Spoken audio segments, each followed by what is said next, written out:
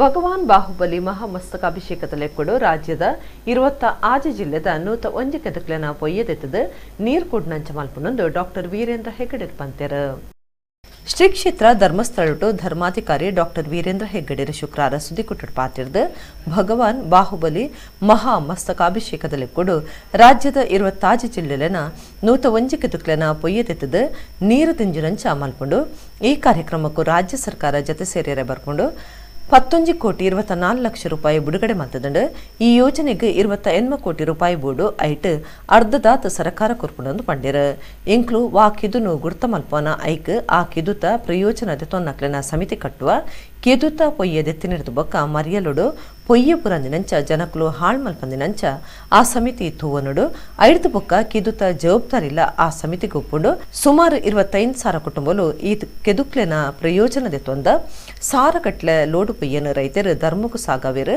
ಇಜ್ಜಿಂಡ 28 ಕೋಟಿ ರೂಪಾಯಿಗೆ 100 ಕೆದುಕ್ಲೆನ ಪೊಯ್ಯದೆಪ್ಪನ ಕೆಲಸ ಸಾಧ್ಯ ಇಜ್ಜಿಂದು ವೀರೇಂದ್ರ ಹೆಗ್ಗಡೆ ಪಂಡ್ಯರು.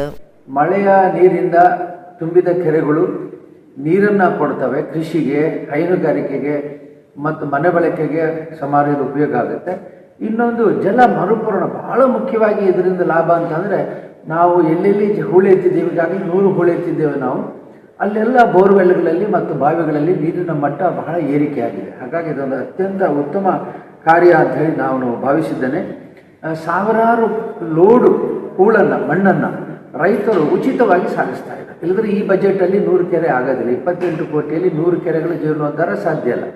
ಆದರೆ ಕ್ಷೇತ್ರ ಧರ್ಮಸ್ಥಳದ ಕೀರ್ತಿಯಿಂದ ಮತ್ತು ಇಲ್ಲಿಯ ನಮ್ಮ ಫಲಾನುಭವಿಗಳು ರೈತರು ಎಲ್ಲ ಒಟ್ಟು ಸೇರಿ ಸೇವೆ ಮಾಡುವ ಮನೋಧರ್ಮ ತೋರಿಸೋದ್ರಿಂದ ಈ ಎಲ್ಲ ಕೆರೆಗಳನ್ನು ಕೂಡ ನಮ್ಮ ರೈತರು ಮಣ್ಣನ್ನು ಅವರ ಜಮೀನಿಗೆ ತೆಗೆದುಕೊಂಡು ಹೋಗಿ ಹಾಕಿ ಫಲಭರಿತವಾದ ಕೃಷಿಯನ್ನು ಪಡೀಲಿಕ್ಕೆ ಇದ್ದಾರೆ. ಹೀಗಾಗಿ ಇದೊಂದು ಅತ್ಯುತ್ತಮ ಕಾರ್ಯ.